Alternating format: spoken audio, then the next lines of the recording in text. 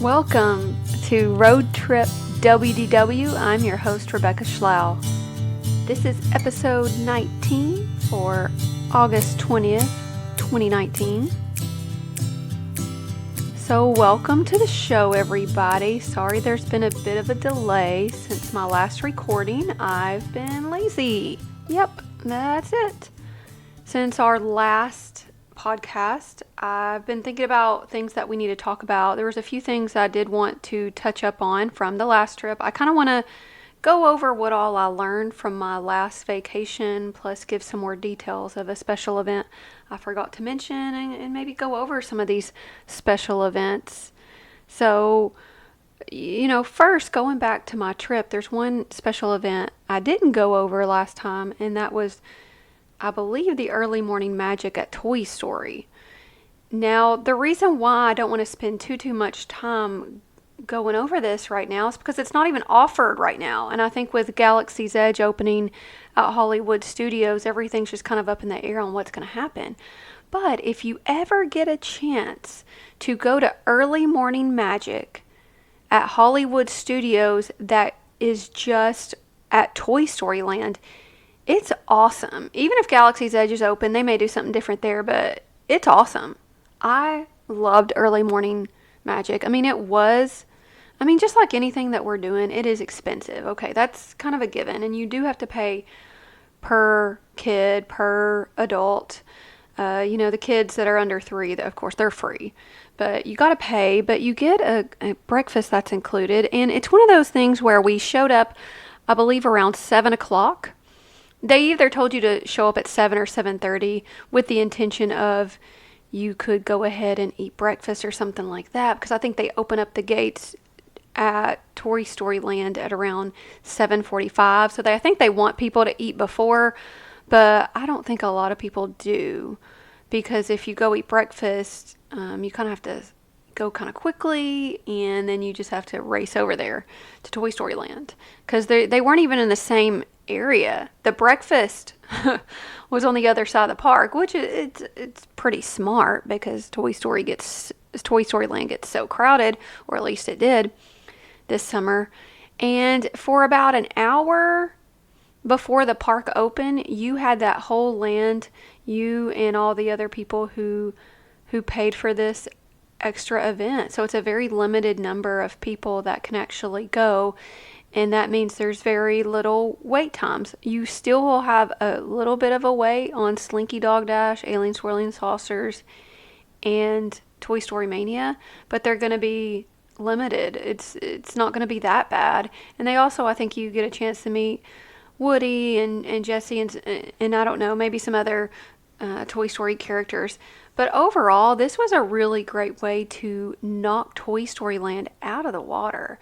I mean, we went ahead before the whole park opened. We got to do Slinky Dog Dash a few times, Alien Swirling Saucers several times, Toy Story Mania several times. I mean, it was amazing. It was great. It was so worth the money. And what made it even better was that once Toy Story Land, once the whole park opened and all the regular peasants came in, all the regular people came in, it started filling up really quickly. Well, at that point, you could just leave Toy Story Land, and then you could go to your breakfast, because they still offer that breakfast about an hour after your event ends. So we go across the park, and we go to this little quick service, I think it's Backlot Express, something like that, right over there by the current Star Tours location. And they offered all sorts of good breakfast food. It was so good. There's like chicken and waffles and shrimp and grits and avocado toast. I mean, I had the taste of the California lifestyle with the avocado toast. They had different types of pastries. I mean, they had your cereals and your oatmeals and all that sort of stuff, but they had so many options over there that it was just overwhelming. I got like 4 trays of food just because I wanted to try it all, and that's fine because you had your little armband on saying that you were a guest of Early Morning Magic, and they just let you take how much ever you want. They don't care how many people are in your party. They're just like, what do you want? And then you tell them, well, I need 1 plate of I need 2 shrimp and grits and chicken and waffles and this and that. You order all these plates, and then that's only the order part, which is you just walk up to it and get what you want. But then you also go to there's a little buffet section where that's where they have your fruit and your pastries, and there's lots of different types of pastries. Wow. I mean, that little breakfast buffet would have been fine for me. I would have thought, wow, this is a great value, having this little bitty breakfast buffet bar with the pastries. But knowing there was a big hot breakfast, I mean, it was more like lunch, really. The amount of food, the types of food we were getting. It was awesome. Highly recommend, y'all. Highly recommend. It just started off that day awesome. And we were able to knock out pretty much all of Hollywood Studios by noon. Now things are going to change a bit with Galaxy's Edge opening, and so I don't know what they're going to do. But the whole trip told me, and I guess we'll start off on what I learned about my trip in 2019 was the first thing I learned for me is that these special ticketed events are worth it. And I'm going to go ahead and apologize, guys. I'm one of those reasons why I think Disney's moving in this direction, because people like me love these events and we keep paying for it. And I think this is just how Disney World is going, y'all. I think if you want that nostalgic feeling of Disney World where you get to ride rides back to back and beat crowds, if you don't want the crowds, you have to go to a special event almost these days. It seems like it. But I love them. And I'm paying out the money. I'm shelling it out. I'm saving. Lord, I have to save all year long for it. But for me, these special ticketed events have been where it's at, have been the times when we're able to maximize our time and get the most done. So all of the early morning magics are awesome. Plus, it's not as hot. So if you have a chance to do early morning magic at Hollywood Studios or early morning magic at Magic Kingdom, I recommend it. I say do it. It will cost you more money, but you get a lot of things done that you get to check off your list. So it's awesome. It's a great experience. So that's what I've learned. I am an extra event junkie.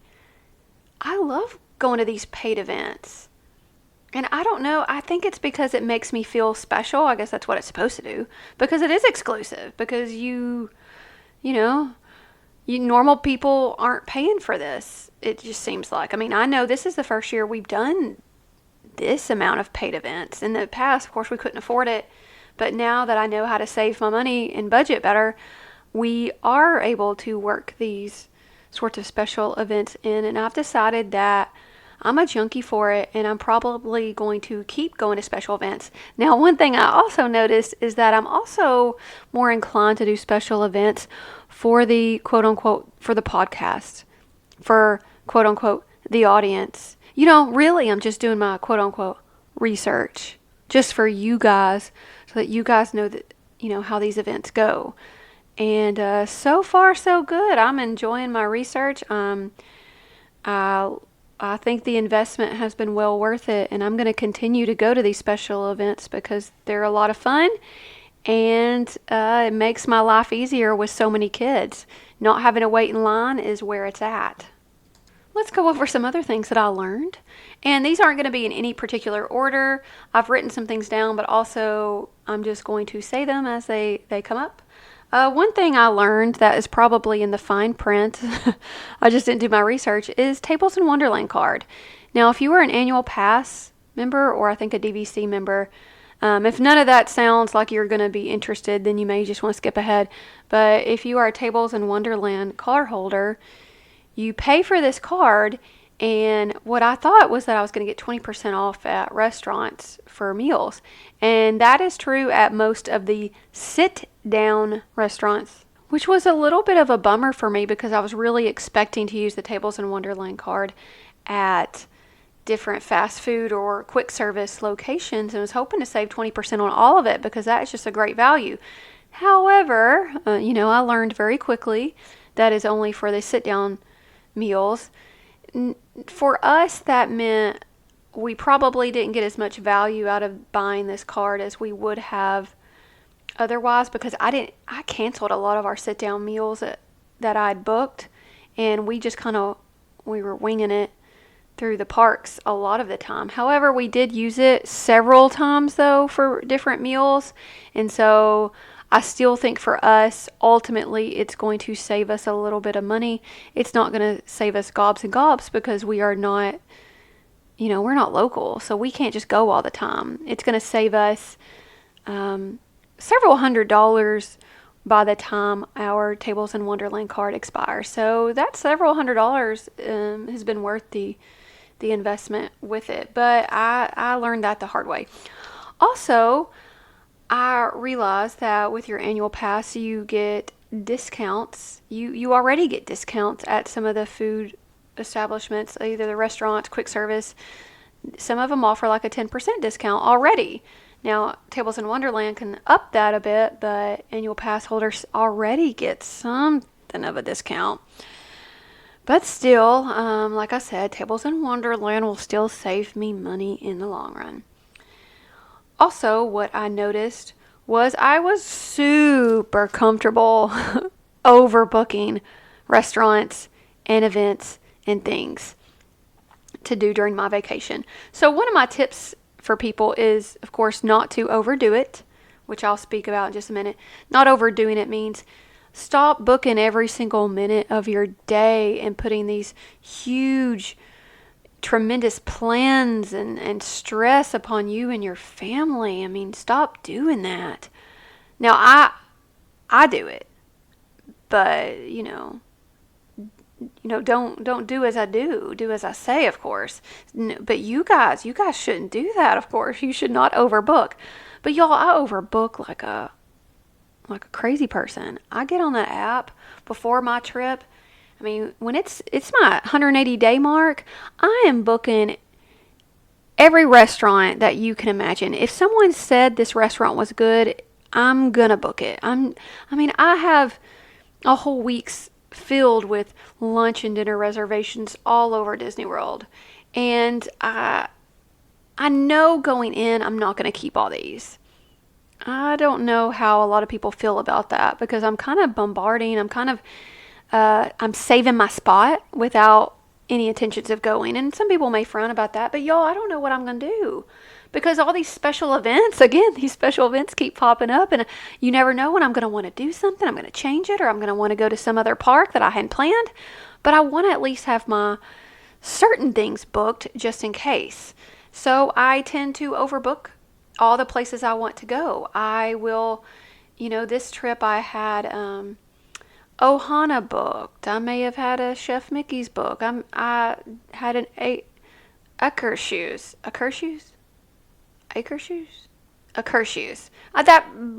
That character dining place in Norway at Epcot.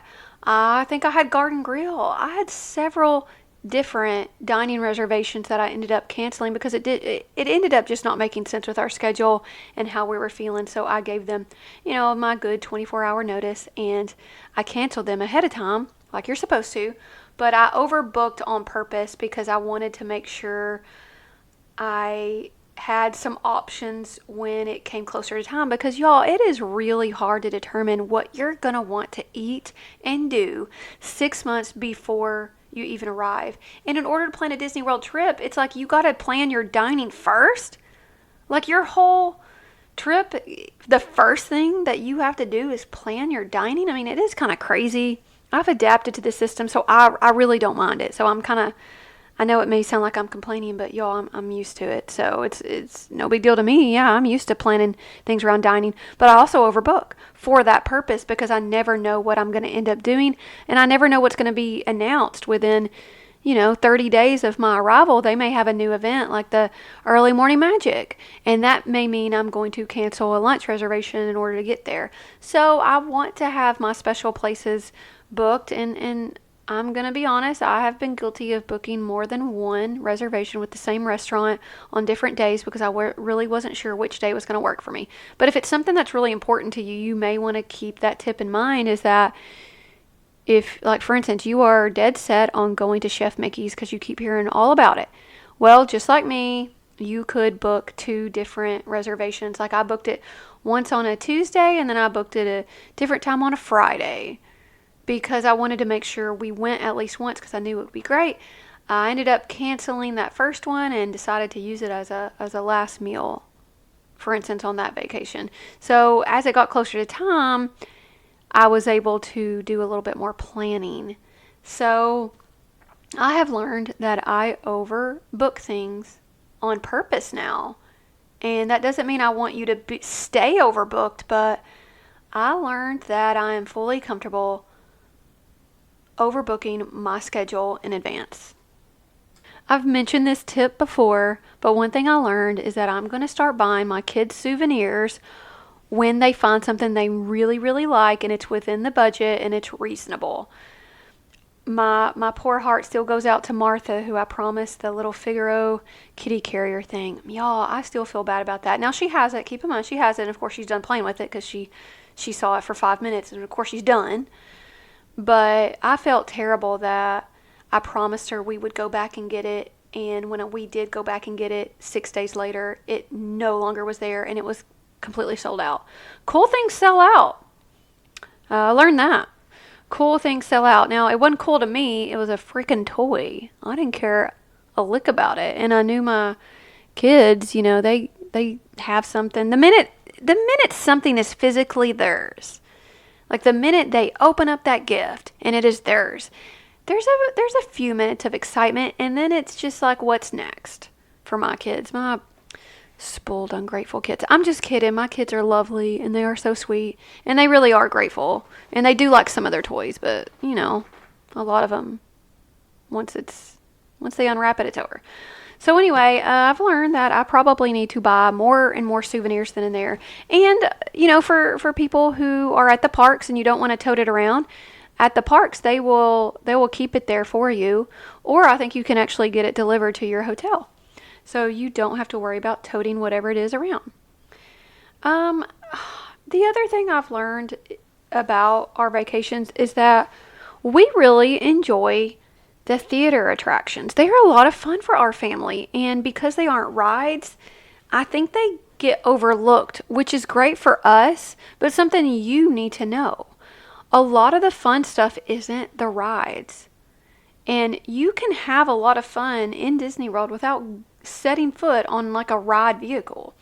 For instance, we love Mickey's PhilharMagic show. It is right there at Magic Kingdom, right by the carousel, right by Peter Pan. It is a great show. And those of you who are adults like me, and you maybe you're born in the 80s, maybe you grew up in the 90s, this has all the cartoons from our era.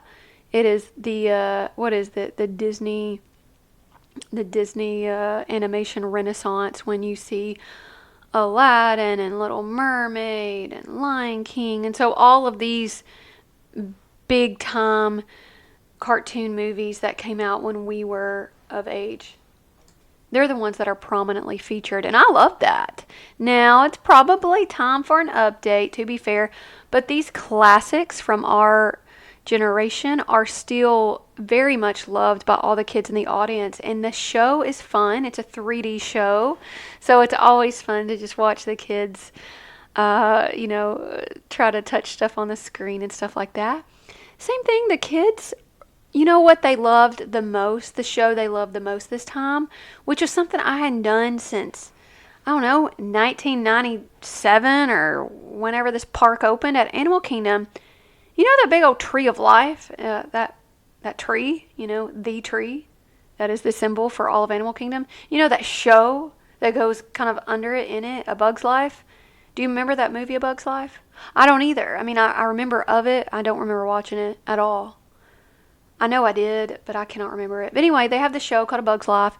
It's like a 3D show, and it has lots of special features. I've mentioned it, I think, on our trip review, but that show was awesome, and my kids wanted to do it again.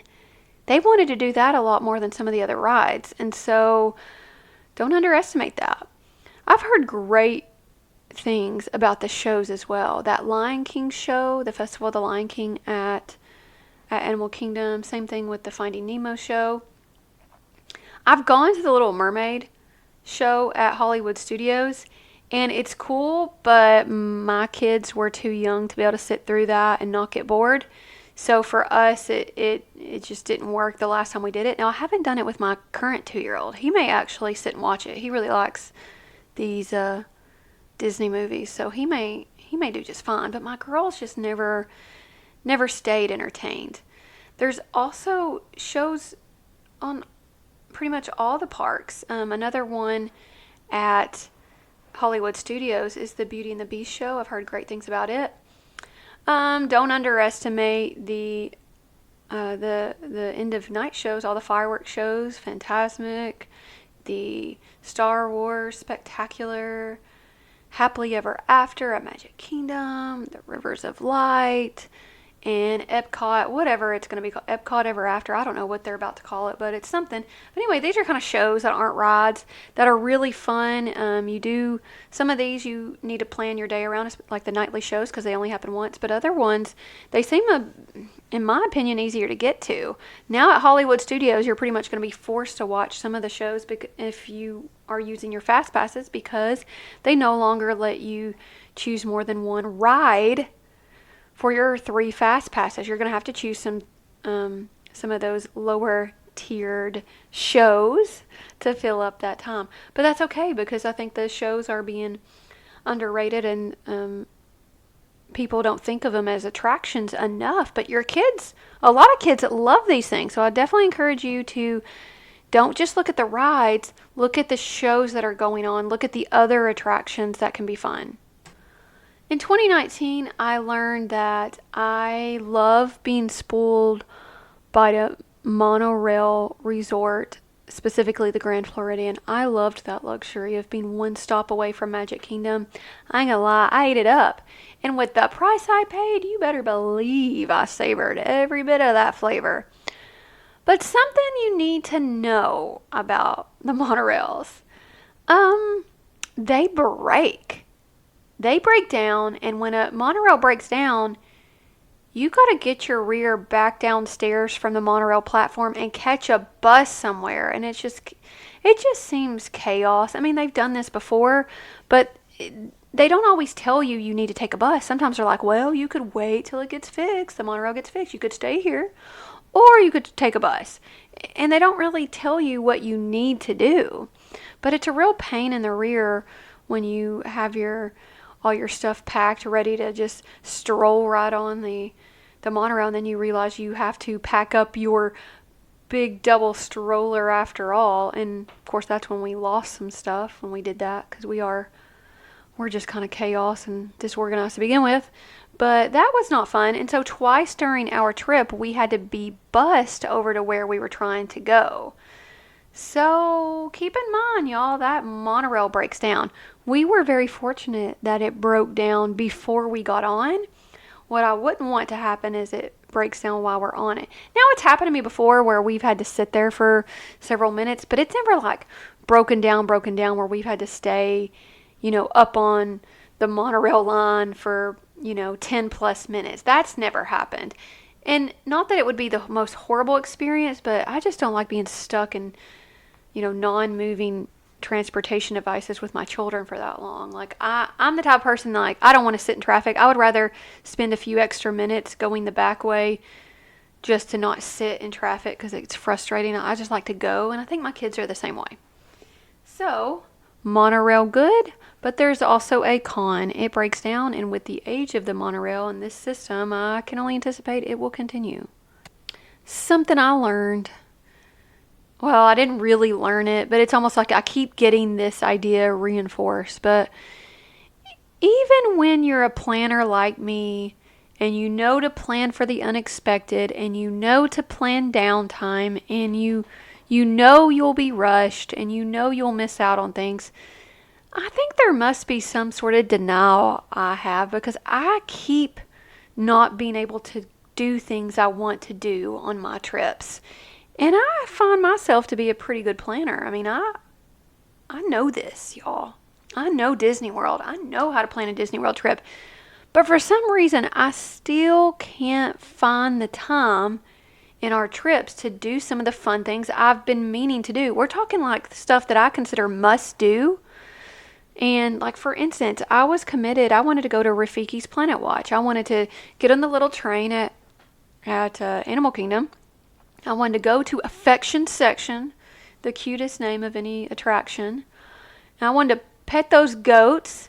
I wanted to watch some animal surgeries. And I really wanted to see all that Rafiki's Planet Watch had to offer. But I didn't have time for it. We never fit it in. I don't even know where I thought I would fit it in. But it didn't happen. Nope. And that makes me sad because for me, it was a must-do. But obviously, that leads to what I learned, is that my must-dos can't always be done. Your must-dos can't always be done, and that is an important idea just to really let soak in for Disney World. Hey, in life in general, too. Your must-dos don't always get done. But I would make a list of all the things that you think are your must-dos. So let's say you have 10 things that are must-do for your trip. Go ahead and write that down.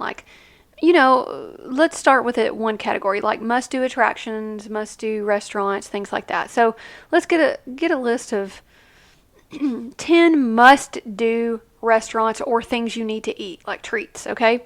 Must-do. So must-do means you've researched it, they're high priority, you intend to do this. Well, so just imagine your must-do and 10 of them, and now pick 4. Pick 4 of those that you're actually going to do, and go ahead and write that 4th one off as something's going to happen and go wrong and you can't do it. So, that's just how vacation works. You're never going to accomplish everything on your must-do list. And that is something I'm still struggling with. I'm still learning about Disney World trips, is that even for advanced planners who really think they have their S together, we still can't do it all, and we still have bumps in the road. Even if we plan for bumps in the road, we still don't get to do everything we really, really wanted to do. The thing to keep in mind is that if you're going with little kids, they don't know unless you have forced them to watch hours and hours of YouTube videos of all these different, special must-do list activities. They're not gonna care unless it's the only thing you reviewed with them and then you don't do it. But kids are just so happy to be at Disney World. They get so distracted. Let's say we got to do this one ride. Well, then they see a play area. They want to do the play area. They don't care about the ride anymore. They just get distracted. They have a great time no matter what. And so things like going to Rafiki's Planet Watch. The whole purpose of doing that was because I knew my kids would love it. They love petting animals. They are so into animals. And so I knew my 2-year-old would love it. He can't do much, but he loves to pet animals. Well, he used to. Now he just says bite. He thinks they're biting him, or they're going to bite him. And I don't know, maybe they do bite him, but anyway. And so I'd planned this for my kids. Like, this was going to be this special event. I couldn't wait to see their faces, and I envisioned it, and it didn't happen. And it's okay. It's okay it didn't happen. Our whole trip was filled up with so much stuff they did love doing and wanted to do. They didn't miss out on the stuff that I thought were their must-dos. Because you can't accomplish all your must-dos. Your must-dos ain't going to happen. But that's okay. A lot of them did, though. Several of them did go as planned. So it's just one of those state of minds you just have to plan to have your plans messed up, and that's okay. And sometimes your plans aren't always like messed up in a bad way. Sometimes they're enhanced, because let's say you don't go on Seven Dwarfs Mine Train, but you ended up having to go back to the hotel because someone was having a meltdown, but then y'all ended up going swimming, which y'all hadn't planned on doing. And let's pretend the kids love the pool. Well, chances are this scenario is very accurate, because kids love pools, especially kids love pools at Disney World. So that ended up becoming a really fun time for your kids, and it didn't involve, riding a ride. And that's just a mindset that I still have to adjust to as well, is that it's not all about the rides. It's not all about, getting on the ride with the biggest line. Sometimes what matters most is what makes my kids the happiest, even though I keep thinking these rides with the big lines are going to make them the happiest. Sometimes it literally is going to the pool. like all the time. They just want to go to the pool, go on slides, go to the water parks, go to splashy areas, do the little stuff, Dumbo ride. Jeez. I don't know how many times my kids could do the Dumbo ride, but, Noel would rather do the Dumbo ride than ride Peter Pan, which always has a long line. It's just not setting yourself up for overstress. So go back to when I say don't overbook your time. Go ahead in your planning process. Go ahead and get crazy with it, and you just book everything you can imagine. But then, a few weeks before your trip, go through that and start whittling things down. Definitely a week before, several days before. Go ahead and start really figuring out when you're going to have some rest time. I tell people we always need a rest after a day at the park, a long day at the park. So if we stay up really late and we shut the park down, we need to be able to sleep in the next day. Because if we don't, we're going to be dragging, it's going to be tired. And when everyone gets tired, it gets more exhausting, it gets stressful, and it starts to wear on your vacation and the vacation you've worked so hard to plan. So when everyone wakes up tired every morning, y'all, that's not fun. And I know that we have to do it. I woke up early, pretty much every day because I'm a night owl. I could sleep till 1 o'clock in the afternoon. But I had to wake up early several mornings, and it was okay because I'd built in rest.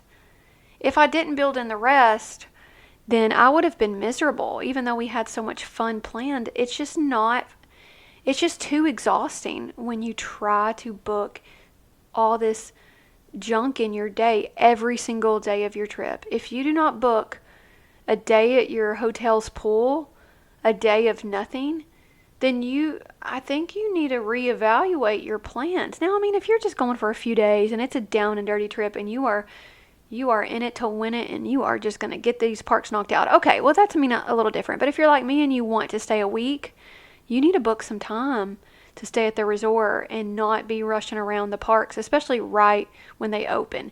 Now, getting it open at RoadTrip is the best time to experience the park because there's smaller lines. But who cares if everyone hates each other because they're exhausted and it's just too much stress? No one wants to fight stress on a vacation. And with kids, you already know it's going to be stressful. So don't overbook. But then you'll say, but then we're going to miss out on our must-dos. You can't ever do all of your must-dos. Soak it in, guys. Ain't happening. And if it does, you'll probably hate Disney World when you come back because you're exhausted. And then you know what you're going to do also when you get back? Okay, let's say you book a trip. You're like, I'm going to be gone from Saturday until the next Sunday. You're going to get home from your trip on Sunday. And you know what you're going to tell yourself that next morning you wake up on Monday? You're going to say, oh, I need a vacation from my vacation. You do. That's something you learn. You do need a vacation from your vacation. So you better make sure you plan that Monday off, but you send your kids to daycare. Tip number 405. Take one extra vacation day to recuperate without your family. Okay. So maybe that's not feasible for everybody, but it is a tip. So in the world of Disney these days, there's all sorts of new stuff that's coming out and things are getting really exciting over there. Galaxy's Edge has opened up for DVC and annual pass previews, cast member previews, and the results so far have been very favorable. People enjoy the detail of the land. I've heard one of my favorite podcasters, Shannon Albert, say it's beautiful, and that's encouraging. However, I'm not getting the best reviews of Smuggler's Run, the Millennium Falcon ride. I think Shannon Albert on her podcast, WDW Prep to Go, she mentions it's kind of a hybrid of Mission Space and Star Tours, and I think that's a good description. If you've ever been on both of those, that's kind of how I imagined it too. And I think it's fun, but it's one of those where there are certain seats that are better. And so do your research on Smuggler's Run. I'm hearing that it's a very big land and there's lots of fun stuff you can buy, things to make. So besides the ride, there's other things that you can do in Galaxy's Edge right now.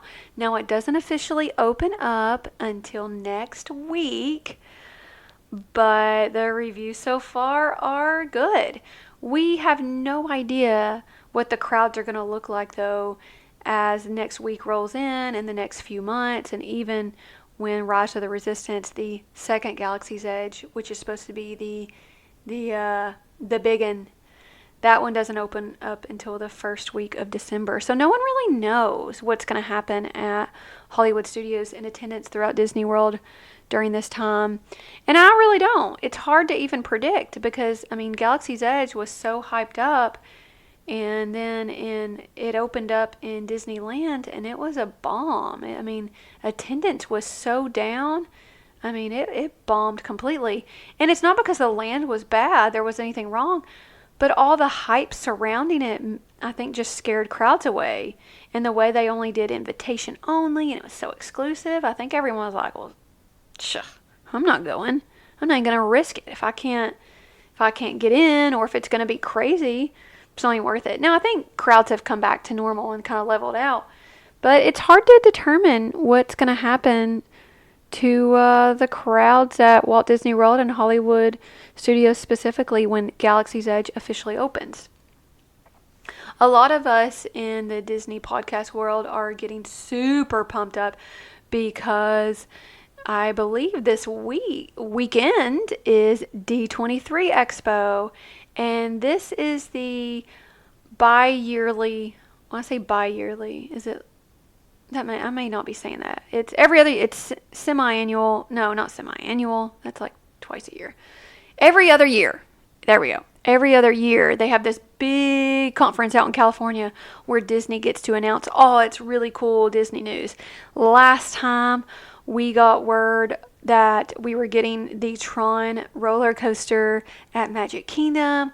We learned we were getting Mickey's Runaway Railway or whatever. We learned more information about Galaxy's Edge. We learned all the cool stuff we were getting and things that were being improved upon.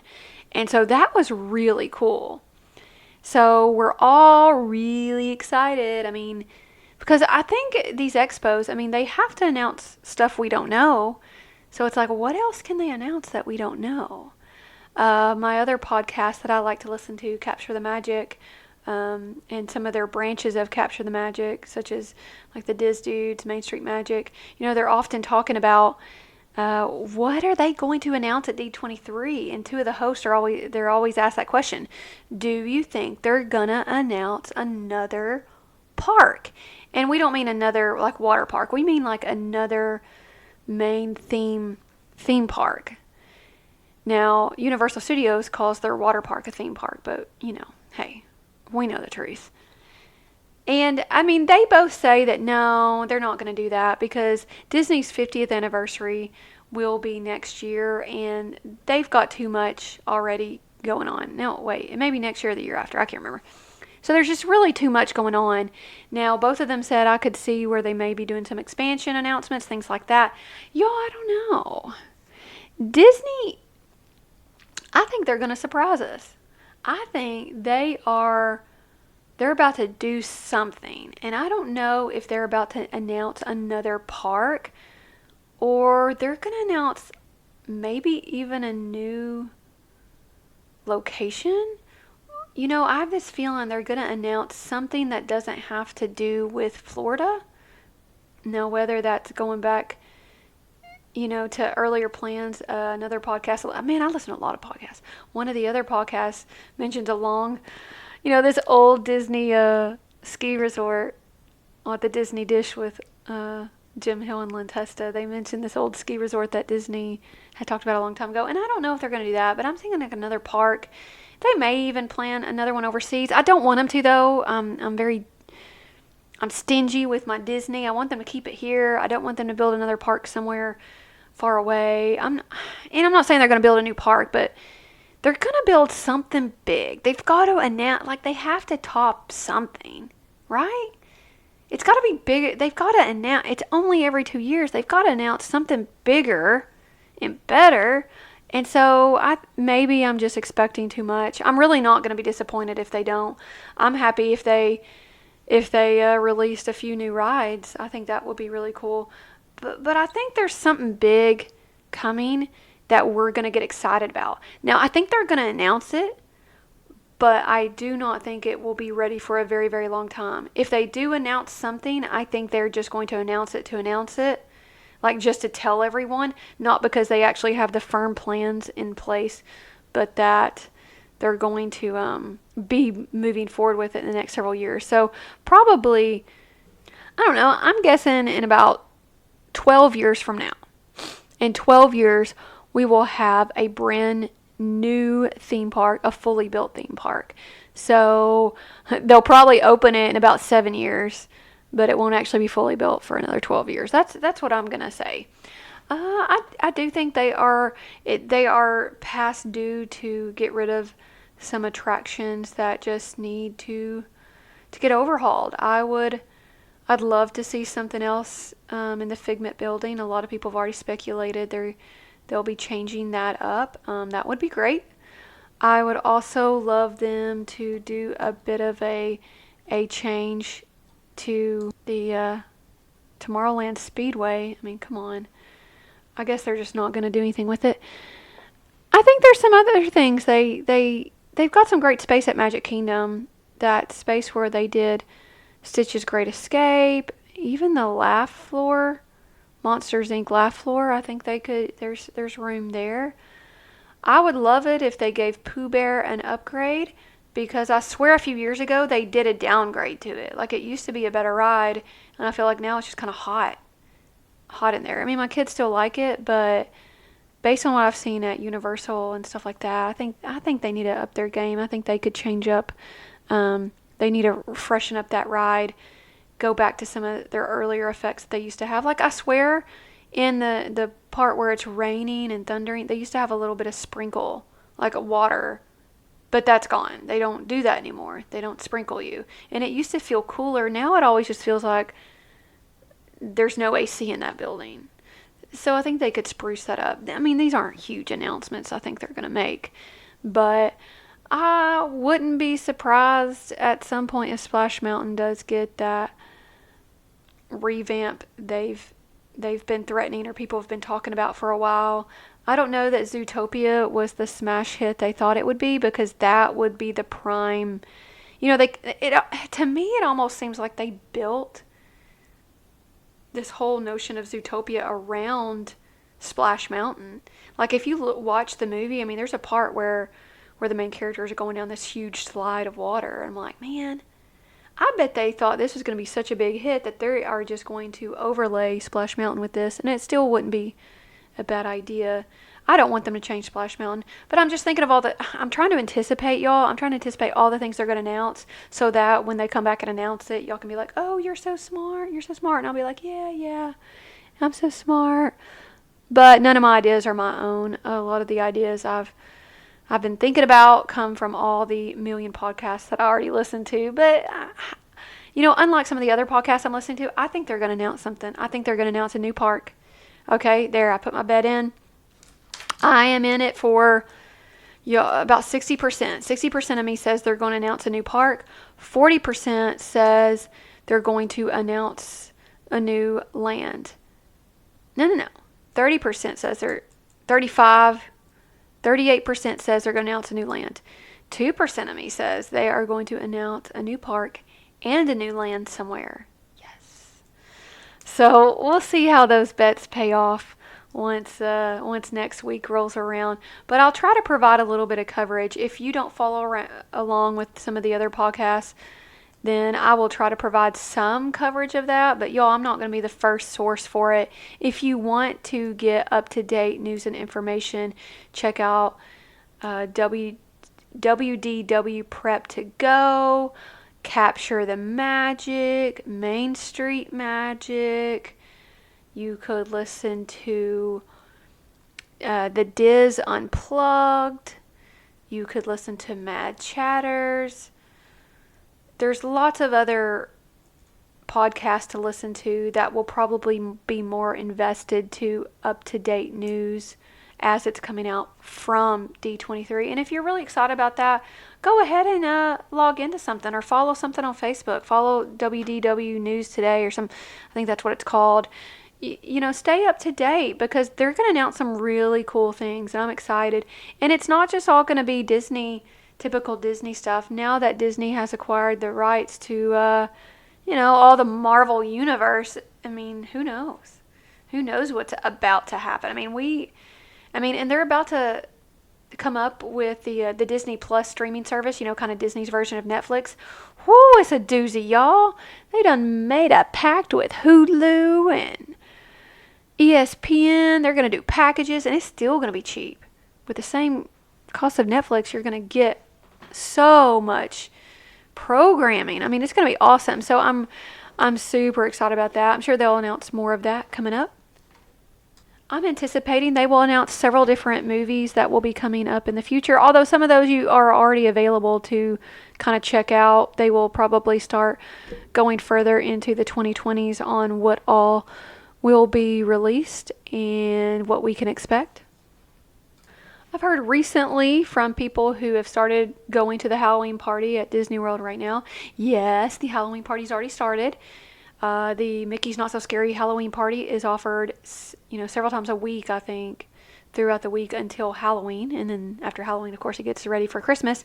But I've already heard from some of the podcasters how it goes. And it's crowded. Y'all, these Halloween parties, from what I'm hearing, are not as great of investment and value as they used to be. You have so many lines to wait in to try the new stuff. So if you want to meet a character you normally don't get to meet, you'll have to wait in line for hours. Hours. And that's like your experience is waiting in line. If you want a really great seating for the fireworks, you have to wait hours to get the best spot. So, that doesn't seem fun at all. Like, it really doesn't. They're going to have different overlays on different rides, like the teacups and things like that. But based on what I'm hearing, it doesn't sound fun at all. And I've always wanted to go to it. But the more I hear that Disney's overselling it, it's so crowded, the lines are atrocious. I don't really care about it. The only way I would do it is if we're doing an extra event. We're doing the party inside of a party, which would be we went ahead and paid for something extra on top of the extra going to the party. So, for instance, if we go at Christmas time, I've already mentioned that we will be booking the Tony's Town Square Christmas package for the Christmas party, which means we will get special seating for the parade, but also we get food and drinks, and there's even booze, and you get to experience all of that. And so that's within the party.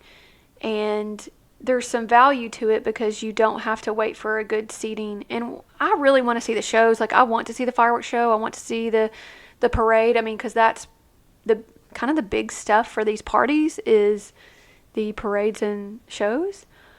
So I want to make sure I'm able to see it. And I would love to not have to sit somewhere for hours and hours just to get a good spot where I can get a good picture.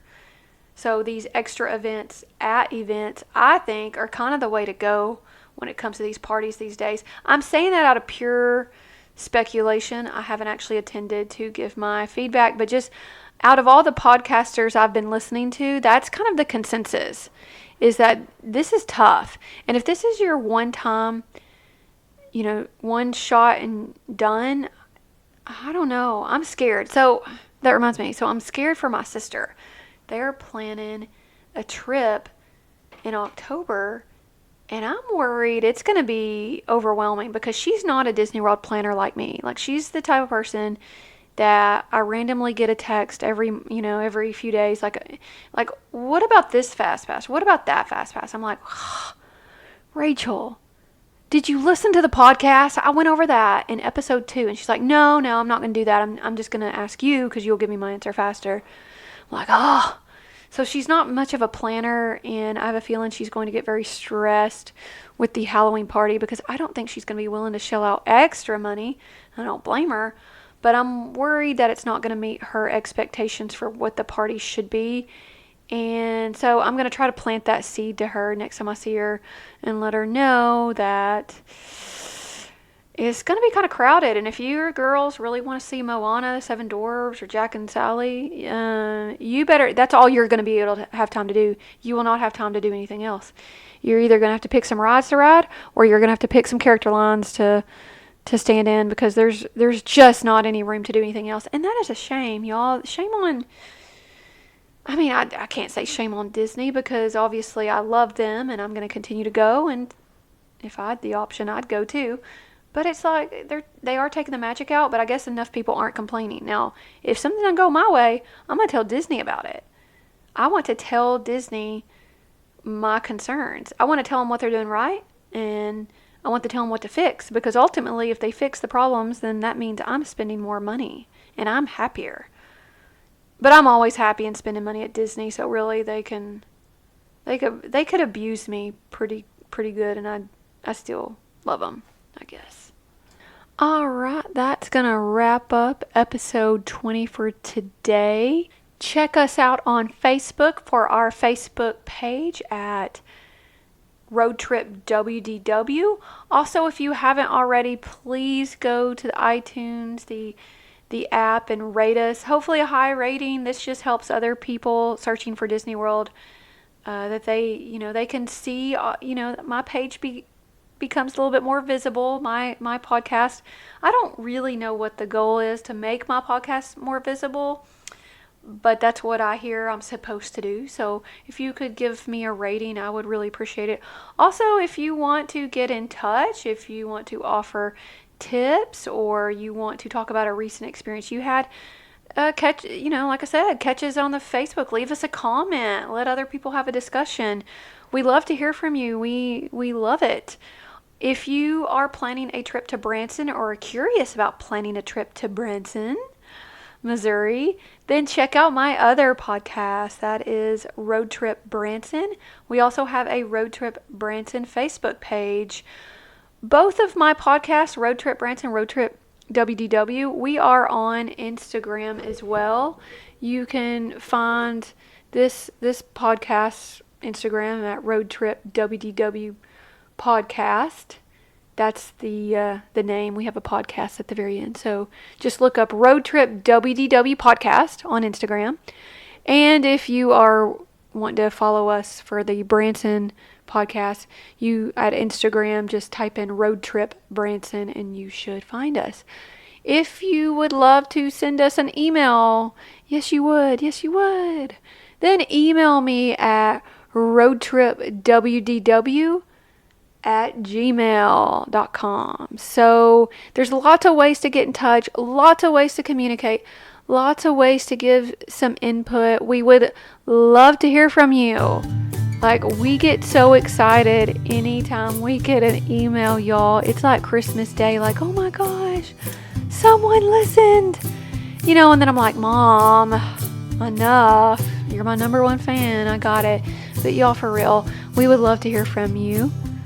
So stay tuned, road trippers, for the next episode. We will see you real soon.